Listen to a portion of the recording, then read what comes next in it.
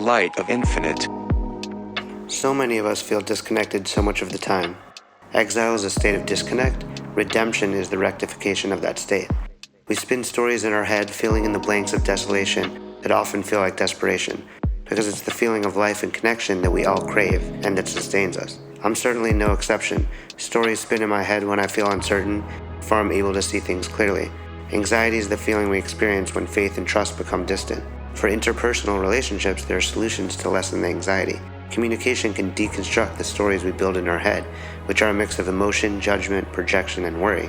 But in some circumstances, when we can't speak to the other person, or perhaps doing so wouldn't offer much solace, we need to tap into ourselves, and even more so the source, the light of infinite, and trust that all is in the hands of God and that all will be for the best. Trusting the process and the path towards a perfected state that we can align with at any point. Just as God sustains and recreates the world at every moment, we too are creating the reality of our own journey from moment to moment. If we feel we are going in the wrong direction, we could turn it around right then. It may take a while to feel aligned again, but we can be sure of being on the path towards alignment.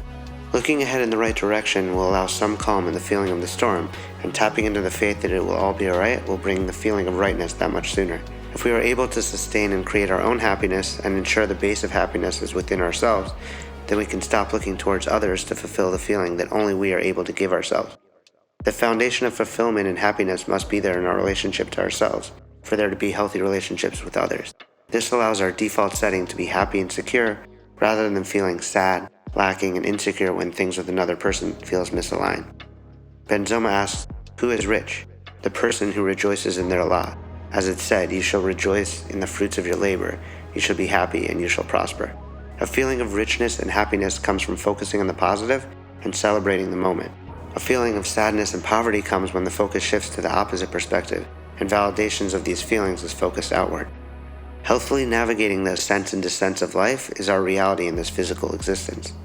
We are all beautiful vessels. We simply need to fill our vessel with positivity and shift our perspective to the positive in order to draw and attract these blessings. Focusing on what you don't have over what you do often blocks the blessings you can get.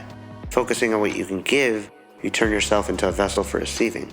The Zohar says that darkness isn't an entity unto itself, it is the absence of light. And if darkness is the absence of light, then a little bit of light, a little bit of love will illuminate a lot of darkness. Like the Beatles said, the love you take is equal to the love you make. As physical creatures, we can't fully defeat the forces of fate. We're constricted by time and space. But our souls, the parts of us that are infinite, can reach beyond these constrictions.